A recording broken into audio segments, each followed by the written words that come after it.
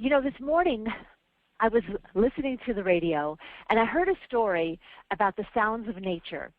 The sounds of nature being the tweets we hear, not Twitter tweets, but tweets, buzzes, chirps, thrums, and all those sounds that we can't hear. And it really made me think about the sounds of marketing energy. There is marketing energy all around us in terms of buzzing and hums, in terms of vibrations. We may not be aware of it, but there's marketing energy everywhere. And at this time of year, it's increasing. The crescendo is increasing because this is one of the most propitious times to be marketing right at this time of year. So if, for example, perhaps your marketing has flagged during the summer, maybe the heat got you down, maybe the kids were distracting, maybe, you know, a lot of work, or perhaps your marketing has been going at a great pace and you just really want to finish the year with a bang, well, you've come to the right place, because this morning we're talking about how to repower your mid-year marketing. My name's Sharon Berman. My company is Berbay Marketing and Public Relations, and we create the visibility and credibility that fuel revenue growth. And if you will excuse me 1 minute, we are having a small glitch right here.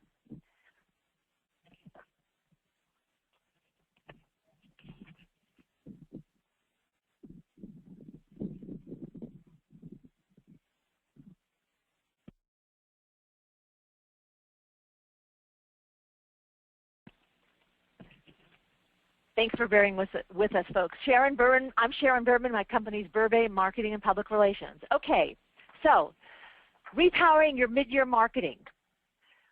Marketing energy. This is the greatest time of year to be marketing, because if you think about it, we only have 90 days to go till the end of the year. It might look like 120 days on a calendar, but it's really 90 days when you take out the holidays, religious holidays, Thanksgiving, Labor Day. You know what happens. So we really only have 90 days to be making a difference between now and the end of the year in terms of the kinds of results we get from our marketing. When you have a concentrated period like that, to concentrate means to really focus on a single activity. So I don't know how it is for you, but I know when I have a shorter period and I have to focus, I get more done. And we all know Parkinson's law, where the amount of work expands to the time we have to fill it. And I think that's what happens at the beginning of the year. The beginning of the year has its own kind of marketing energy, because it's fresh and shiny and new. And for those of us who remember blank calendar pages, you know, and we're going to keep them all straight and organized, there's a great kind of energy, but it dissipates because we have time and we think, you know what, I can always take care of that project in August or April, you know. And so now we're here when it's like our backs are to the wall, which really is motivating and really is energizing. So we're going to take this period and make the most of it. There's pressure, there's power in pressure. And I was reading as I was preparing for this, you know, it says, I came across something that pressure is the precursor to all change. So if we're going to be changing our marketing, we have the pressure right now behind us to be doing that. Okay, we're talking about repowering your marketing. So when you're talking about power, you're talking about an infrastructure. Any kind of infrastructure. I mean, Southern California Edison, wind power, hydropower, hydrothermal, geothermal, all the different kinds of power. You need an infrastructure. You need pipes, you need bridges, you need wires, and for marketing, you need an infrastructure. And I know as I go through these that a lot of you have a lot of these in place. Some of you don't have some of this in place, so you might want to think about where your gaps are. You might want to think about how you can improve what you have, how you can enhance what you have, because that's what marketing is. Marketing and business development are evolutionary. So what do you need in your infrastructure? You need a distribution system. How do you distribute to your markets? How do you let them know who you are, your successes? So you need a distribution system. And I have to say, I see so many firms blocked by not having this distribution system in place. And we'll go through all of these. You need licensing and credentials, right? I mean, how many years do power plants have to put in order to get all the licensing and approvals they need? So you need licensing and credentials. You need to get your processes down so things are automated and so that you can take yourself out of it and you know what's going to happen when. You need a work plan, right? And that's what we're talking about now is you're going to need a work plan to get the most done in the next 90 days. Raw material. Okay, you are the raw material, and we'll be talking more about that, but you need raw material. You need the input in order to get the output. You need to generate power. This is what it's all about. It's powering up. It's how you can get the most energy driving you forward. You need to measure because you need to know how you're doing, because that's the only way you're going to know what you need to change or what's working, where you should put your money, so you need to measure. And then you need to regenerate, right? Because, okay, you did it once, it's, you know, rinse and repeat. So it's that regeneration. How do you keep things going? So those are the elements of your marketing infrastructure. So ask yourself, as we go through this, what you have, what you need to take another look at, and where you are in this process. So let's talk first about your distribution system. Your distribution system is distributing your education, your expertise, and your success. And how do you do that? You need, number one, you need what we call a database, an email list. You need a way to let your markets know what you can do, how you can do it, who you are. And if you don't have that, you're blocked. We talk to successful firms who want to get more out of their marketing, but they're really, to me, they're landlocked in a way. They just don't have a way to get it out. Okay, you need your website, of course. And recently we're still talking with firms who have their website that they put up in 2008 and 2009, and maybe they added a little bit. But, you know, if you haven't really revisited or refreshed your website in the last, let's say, 24 months at the outside, it's time to really take another look because they are changing so fast. You know, the look changes fast, the technology changes fast, and you want to be able to keep up with that. Okay, social media is a distribution system, and social media allows us to reach people and parts of the world and pockets that we were never able to do before, that we didn't even know existed. So you want to be thinking about your social media as part of your distribution. This doesn't mean that everybody has to be on Facebook or everybody has to be on Twitter, but it does mean that you have to use the appropriate channels and have those as part of your infrastructure. Okay, and you have your network, your referral networks, your referrals in. You also, what is often overlooked is having your network of people you can refer to so that you can position yourself as a power center. You want to be the resource that people come to and say, hey, I need somebody who does this or that, and that's a very powerful place to be in. So you want to make sure that you have that network as part of your distribution system. Also, all of this, you're distributing out with the idea of getting the return in. So that's all what this is all about. It's how do you generate those leads? How do you attract the kinds of clients that you want so that your marketing is working for you in terms of you not having to go out there, but you attracting it in. Okay, next, we have licensing and credentials. All right, any kind of power plant, wind energy plants, alternative energy, they need licensing and credentials. And if you have your LinkedIn thoroughly completed and you keep it up to date and you keep publishing on your site, then I give you a lot of credit because that's fabulous. You're making a lot of use out of LinkedIn. And Avvo also, if you're an attorney. If you have those all up to date, that's fabulous. If you haven't looked at them for a while, it's time to look at them. Your website bio. If you've heard our webinars before, you've heard me say this. So often we talk with professionals who tell us that they're the only person in Los Angeles who does this kind of thing, or the only person in California. But if you look at their website bio, it doesn't mention anything like that, or you wouldn't know that that's what they have to sell. So take a fresh look at that bio and make sure that it's selling what you want to sell, that it immediately and strongly addresses the aspects that you want clients to know about you.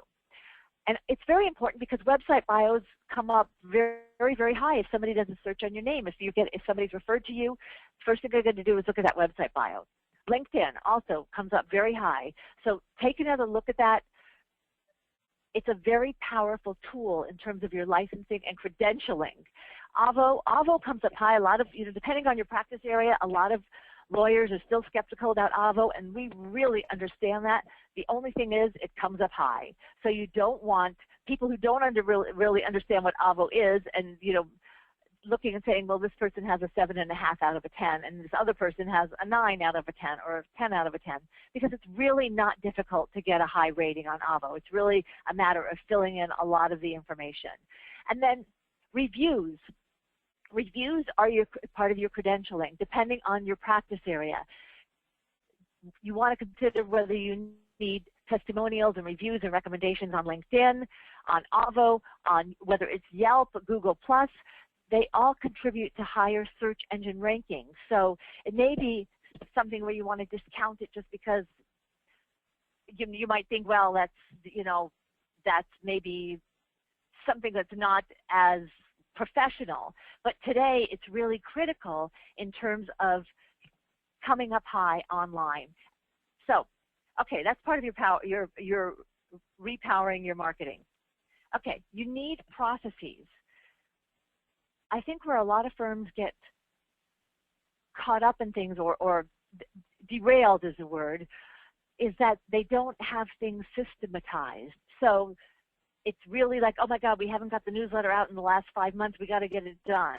Or we haven't done, we said we were going to have so many lunches or whatever. It's really determining what your system is going to be, what is going to happen when. If it's a quarterly newsletter, that's great. When is it going to go out, and when do you need to start working on it? If it's seminars or webinar series, when are those going to happen, and when do you need to start working on it? And then also be thinking about delegating. What aspects of your marketing can you delegate? Even if you're a sole practitioner, think about, how can your assistants help you? How do you need a virtual assistant? What parts of this process can you give to somebody else so you can be free to be doing the things that only you can do? And then what can you outsource? Can you, we're an outsourced marketing and public relations firm. There are a lot of other kinds of outsourced marketing processes. You can outsource, some people just do social media, have that outsourced, your search engine optimization. You can create your own marketing department on an outsourced basis. So you want to be thinking about what you can do for your process so that you can keep things running on a systematized basis, like clockwork, and making life easier for you so you don't feel like, oh my God, this isn't getting done, that's not getting done, or I'm really behind the ball. Take these 90 days and really start thinking about how you can make them work smoothly and like clockwork when it comes to marketing. Okay, you need a work plan, right? And that's what we were just talking about here. 90 days. What are you going to do when? First of all, cross off the days that are just, nothing's going to get done. All right.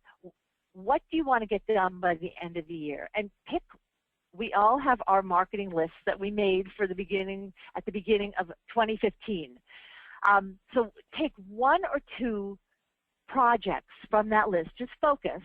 Not everything. We're not going to get everything done. Take 1 or 2 projects from those and say, these are things I really can get done in the next 90 days, and put together your dates, your timeline, your plan. What is going to happen when? Who is responsible for what? What are the interim dates? Break it down so that it's manageable. You have to have copy ready for, your updated LinkedIn, or you have to have your webinar schedule ready by such and such a date. And you have to have the marketing material for that, the promotional material ready by what date, and when are you going to launch it? So work backwards, really take this concentrated period and make it work for you. And what's so fabulous about 90 days, I'd much rather have 90 days than a year, because there's a light at the end of the tunnel. Okay, I can work with 90 days. I can do that for 90 days as opposed to, 12 months or whatever. So let's make the most of it in terms of powering up our marketing. Okay. as part of your marketing infrastructure, you need raw material, whether that's water, wind, whatever. Well, your brain power is the raw material here. You have raw material. Look around your office. You have so much raw material sitting around that you can really put to work in a very powerful way.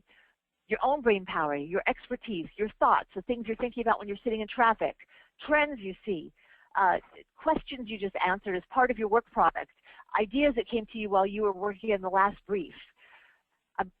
If you've listened to the webinars before, you've heard the term content marketing. Content marketing is what makes the marketing world go round today, because we have this voracious marketing monster that needs to be fed. Social media needs to be fed. Blogs need to be fed. Your website needs to be fed. So, but you have the raw material for that. It's just really identifying it and capturing it and packaging it, which is what we're going to be talking about. So be thinking about that. These can be speaking engagements that you've had. We'll just talk about that as we move on and talk about your marketing infrastructure. This is how you generate power, okay? This is not about reinventing the wheel. It's taking what you have, what you already have, and repackaging it. It's taking the talk you gave earlier this year and turning it into an article so that you can have that published. It's turning it into a media pitch so that you pique journalists' interest and you have them interview you. Or it's putting it into a seminar or a webinar or a white paper. So it's taking that one marketing investment, because let's say it's a talk or a webinar or an article. We all know that takes thought and energy and time, which are all at premiums. And we're trying to really put it through the marketing mill and grind out as many alternatives as we can so that we can make it go as far as possible. That's leveraging what we're doing. So it could be that you gave a webinar. Can that be turned into an article and a media pitch? Is it a seminar that you did? Is it just something that you've been thinking about, a trend that you saw? I always call this sitting in traffic, because as we're sitting in traffic, we're thinking about, for example, that was the third time this month a client has asked me a question like that. Nobody has ever asked me about that before.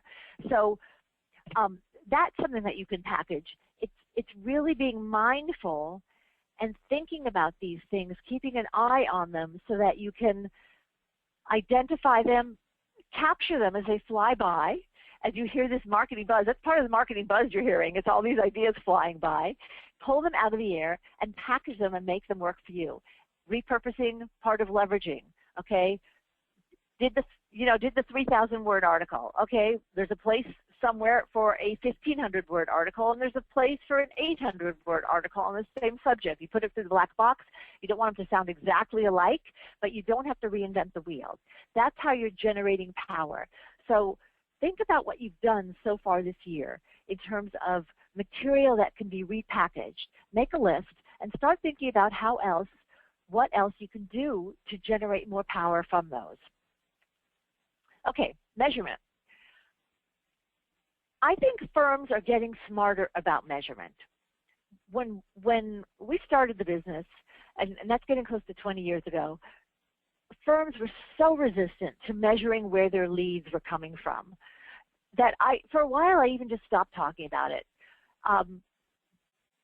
But I think now we've definitely been talking with them about measuring their marketing as much as possible, and there's a lot less resistance. And I think firms are understanding more why it's so important.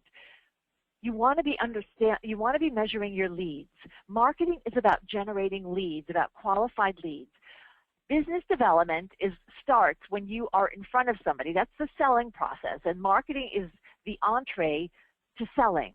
So in terms of measuring marketing, you want to be measuring and capturing the leads that you generate, whether it's through referrals, whether it's through your writing, whether it's through webinars.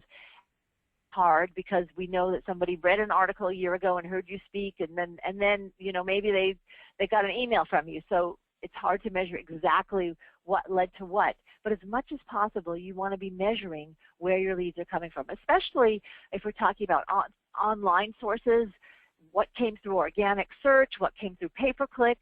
there's more that can be measured now than ever, and it's more important than ever to be measuring these. Then you want to be measuring, okay, what new business? Because you could be generating fabulous leads, and maybe your professionals are not good salespeople, and you're not converting that. So you want to be looking at what turned into new business and what the conversion ratio is, because that's the only way you're going to be able to set your objectives in terms of you'll have to know how many leads I need to get in the door, qualified leads, in order to get that new business that I want. So be thinking about how you can measure all of these. If you haven't been doing it, I wouldn't wait till the new year. The tendency is, okay, let's start fresh with the new year. I would start but setting up a system now. And it can be something as simple as an Excel spreadsheet. I know CRM systems, customer relationship management systems, are really great. I just don't want professionals to get too caught up in, okay, what system do I need, and spend months looking for it. That's important, and you can do that, but don't let that infringe upon just making a tick sheet. And how do you capture the information firm-wide? I think maybe it's something with some of our clients, we send an email out each week and say, okay, what kind of information do we need to capture? So that could be sent out firm-wide to your people to capture as much as possible. It may not be 100%, but it's going to give you a lot more information than not having anything.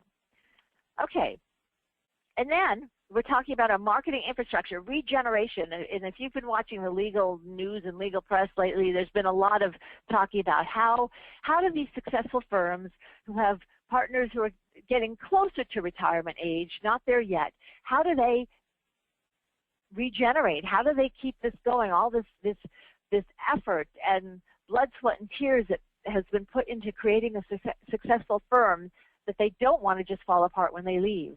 So it's a matter of building bench strength. If you have one rainmaker in the firm, how do you build a bench of rainmakers? How do you get a few more rainmakers? That has to do with business development training. Are you business developers, but they're not giving them the right tools. They're exhorting them to develop business, but not giving them training. So you want to make sure that they have the kind of training they need, and that helps sort out those who are going to make it and those who aren't. Because once you've given everybody everything they need, and they're not picking reins and running with it, then okay, shouldn't make an investment in that person anymore. If you're going to build bench strength, you need to give people the tools, give them the training, and see who's going to make it. And if you don't have anybody in-house, you're going to have to think about, how do I fill those spots? We've seen some firms do it, be really smart about it. They've really been thinking ahead.